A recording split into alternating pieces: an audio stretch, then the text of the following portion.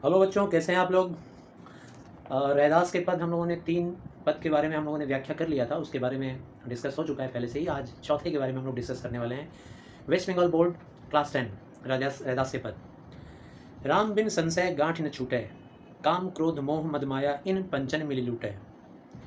राम बिन संशय, संशय का तात्पर्य डाउट्स यानी कि आशंका। गांठ न छूटे, मनुष्य के अंदर राम की भक्ति का जब नाश हो जाता है, राम की भक्ति जब हमारे अंदर अनुपस्थित हो जाती है, तो फिर हमारे अंदर उस जगह को ले लेते हैं कौन? काम, क्रोध, मोह, मद, माया। ये 5 ऐसी बुरी आदतें, बुरी चीज़ें जब मनुष्य के ऊपर हावी हो जाती हैं। कब हावी होती हैं? जब राम का कृपा या राम की दया हमारे मन मस्तिष्क से हट जाए, तब ये 5 चीज़ें हमारे चरित्र को लूट लेती हैं, हमें इस संसार में नकारा बना देती हैं। और इन 5 चीज़ों के ऊपर विजय प्राप्त करने का एकमात्र साधन राम नाम का जप है, उनकी कृपा है, उनकी दया है। उनके इस कृपा और दया के बगैर हम इस आशंका से बाहर नहीं निकल सकते। हमारे मन मस्तिष्क में तमाम आशंकाएं होती हैं, जैसे जीवन में दुख, तकलीफ, परेशानी हमें ही क्यों? मुझसे भी बड़े बड़े पापी, हम लोग तो सभी पापी हैं, कुछ ना कुछ पाप करते हैं, तो मुझसे भी बड़े बड़े पापी संसार में हैं जो दुष्कर्म कर रहे हैं, पाप का कर्म कर रहे हैं, लेकिन उन्हें सज़ा नहीं मिल रही है, उन्हें गरीबी नहीं मिल रही है, उन्हें दुख नहीं मिल रहा है, हमें ही क्यों? ये जो आशंका है वो इसलिए है क्योंकि राम की भक्ति या राम की कृपा हमारे अंदर अनुपस्थित है। हम बड़ कवि कुलीन, हम पंडित, हम जोगी सन्यासी। और फिर राम नाम की भक्ति का जब हमारे अंदर कमी हो जाता है, तो फिर हमारे अंदर ये सोच आ जाता है अहंकार का कि हम ही सबसे बड़े कवि हैं। 2 शब्द क्या जान लेते हैं, व्याकरण का या भाषा का, ऐसा लगने लगता है कि हम सबसे बड़े कवि हैं। कुलीन हम पंडित, हम बहुत बड़े घराने के, बहुत बड़े कुल के पंडित हैं हम। और हम बहुत बड़े योगी हैं, जोगी यानी योगी, हम बहुत बड़े सन्यासी हैं। ज्ञानी गुणी सूर हम दाता, हम ही सबसे बड़े ज्ञानी हैं और बहुत गुणवान हैं, सूरवीर भी हैं, बहुत बड़े सूर, और हम सबसे बड़े दाता हैं। 2 पैसे की मदद क्या कर देते हैं दूसरों की, ऐसा सोचने लगते हैं कि हम तो दाता हैं। ये नहीं सोचते हैं कि ईश्वर के ज़रिए, हमारे ज़रिए ईश्वर लोगों की मदद कर रहा है, चाहे मेरी चाहे किसी की। यह मति कदय न नासी।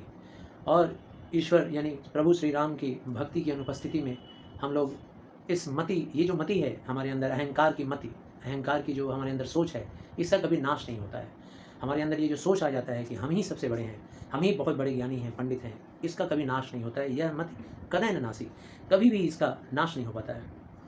पढ़े गुणेश कछु समझ न परई, जौलो अनभय भाव न दर्शय।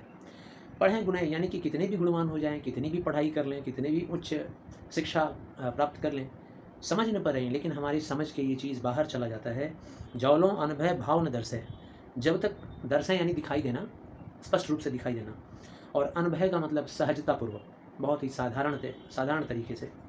जौलों यानी जब तक हमारे अंदर सहजता का भाव नहीं आता है, जब तक हम लोग खुद को सहज नहीं महसूस करते हैं कि हम क्या हैं, तो नाम मात्र एक खिलौना है।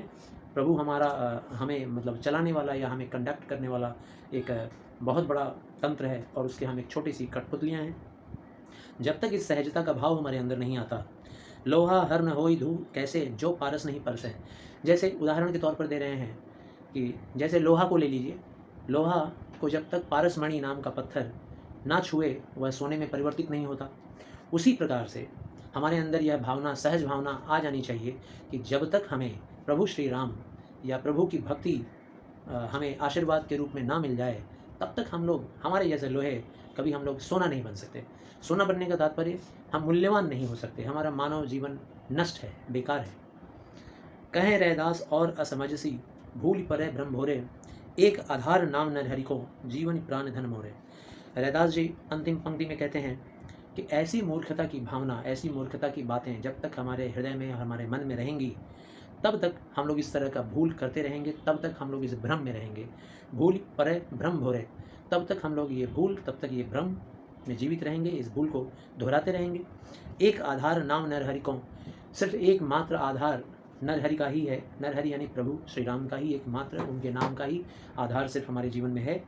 जीवन प्राण धन मोरे, और मेरे जैसे भक्त का जीवन, मेरे जैसे भक्त का प्राण, धन, सब कुछ क्या है, तो ईश्वर का नाम जप करना है।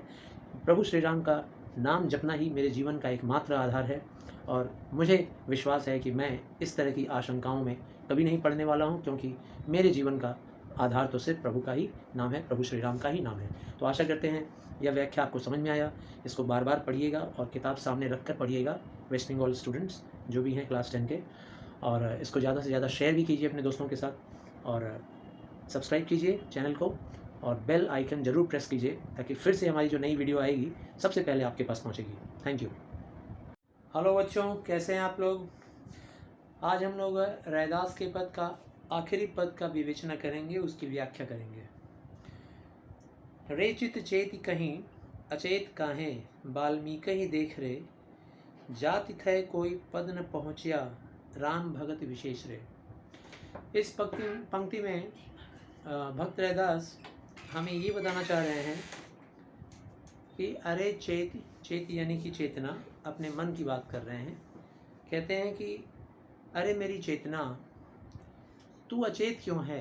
तू अचेत क्यों है मतलब जैसे अपने कॉन्शियसनेस को वो कह रहे हैं कि तू अनकॉन्शियस क्यों है। अपनी चेतना को कह रहे हैं कि तू अचेत क्यों हो गई है। वाल्मीकि ही देख रहे, सीधा साधा जीता जागता उदाहरण वाल्मीकि का देख लो। वाल्मीकि अपने जीवन में महर्षि वाल्मीकि बनने के पहले एक बहुत ही कुख्यात डकैत थे जिनका नाम था रत्नाकर। नारद मुनि के संपर्क में आकर और उनके समझाने पर कि प्रभु का क्या महत्व है, उनके गुणगान का क्या महत्व है, तब रत्नाकर ने अपने आप को बदला और राम नाम का जप करना शुरू किया और अंत में वह महर्षि वाल्मीकि बने और रामायण की रचना की। तो प्रभु श्री राम के नाम का जप करना ही मात्र हमारे जीवन का उद्धार कर देता है, यह समझाने का प्रयत्न कर रहे हैं इन पंक्तियों में। रैदास जी कहते हैं कि अरे मेरी चेतना, तू अचेत क्यों है? वाल्मीकि का उदाहरण देख लो। जाति थे कोई पद न पहुँचा, राम भगत विशेष रे। और इस जाति से यानी कि ऊंचे जाति में जन्म ले लेने से कोई ऊंचा पद नहीं प्राप्त कर लेता है। जीवन में, संसार में महत्वपूर्ण पद जो प्राप्त करने के लिए ऐसा नहीं है कि हमें बस ऊंचे कुल में, ऊंचे खानदान में हमें जन्म लेना होगा, बल्कि हमारे कर्मों से हम लोग ऊंचा पद प्राप्त कर सकते हैं। षटक्रम सहित, षटक्रम को भेदने वाले जो लोग होते हैं, ब्राह्मण लोग होते हैं, जो षटक्रम मतलब, षट का मतलब होता है 6, तो जो लोग ब्राह्मण होते हैं, ऊंचे खानदान के होते हैं, ऊंचे कुल के होते हैं, वो लोग इन षटक्रम के भेदन का हमेशा प्रैक्टिस करते रहते हैं, हमेशा उसके लिए प्रयत्नशील रहते हैं। और वो षटक्रम क्या है? जैसे अध्ययन है, अध्यापन है, यानी जीवन पर्यंत अध्ययन करना, अध्यापन करना, यजन करना यानी कि यज्ञ करना और यज्ञ करवाना, उसको हम लोग बोलते हैं आजन, और फिर दान करना, और प्रतिदह यानी कि दूसरों की संपत्ति या चीज़ों को देखकर हम लोग उससे ज़्यादा ईर्ष्यालु ना बने या उसको हड़प लेने की इच्छा ना रखें, प्रतिदह। तो ये 5 चीज़ें जो हैं, यानी कि अध्ययन, अध्यापन, यजन, याजन, दान और प्रतिदह, यह षटक्रम होता है। तो ऐसा नहीं कि जो लोग षटक्रम करते हैं वही लोग ऊंचे कुल के हो गए और वही लोग जीवन में महत्वपूर्ण हो गए, बल्कि बड़े बड़े षटक्रम करने वाले जो विप्र होते हैं, ब्राह्मण होते हैं, हरि भगत चित्त दृढ़ नाही, अगर उनके अंदर हरि के प्रति यानी ईश्वर के भक्ति के प्रति अगर उनके अंदर संवेदना नहीं है, अगर वो सेंसिटिव नहीं है ईश्वर की भक्ति को लेकर, तो हरि कथा सुहाय नाही, सुपच तुलय ताहि। तो ऐसे लोग ब्राह्मण कुल में जन्म लेने के बावजूद भी अधम होते हैं, नीच होते हैं, पापी होते हैं। उन्हें हम लोग ब्राह्मण या ऊंचे कुल का व्यक्ति हम लोग नहीं मान सकते हैं, ऐसे को हम लोग को अधम मानना चाहिए, नीचा मानना चाहिए।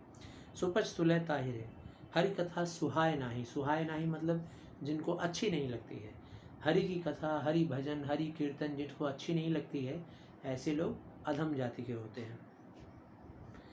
मित्र शत्रु अजाति सबते, अंतर लावे है तेरे, लोग बाकी कहाँ जाने, तीनी लोक पवित्र। यानी कि मित्र हो, शत्रु हो, अजाति हो, जाति के हो, ये सब भेद भावना तो इस संसार में आकर लोगों के संस्कार की वजह से होती है। यानी कि जैसे संस्कार हमको बचपन से दिए जाते हैं, जैसी भावना हमारे अंदर पैदा की जाती है हमारे बड़ों के द्वारा या हमारे समाज के द्वारा, उसी संस्कार के ज़रिए उसी वृक्ष के तले फलते फूलते हमारे अंदर वो दुर्भावना पैदा हो जाती है कि हम किसी को शत्रु मानना शुरू कर देते हैं या अजाति मानना शुरू कर देते हैं, कुजाति मानना शुरू कर देते हैं। ये सब हमारे संस्कारों की वजह से होती है, वरना नहीं तो यह तीनों लोग पवित्र है, लोग बाकी कहाँ जाने। यानी कि कितने लोगों को ये बात की जानकारी है कि इस संसार को बनाने वाले एकमात्र ईश्वर हैं और ईश्वर के नज़र में सभी प्राणी समान हैं।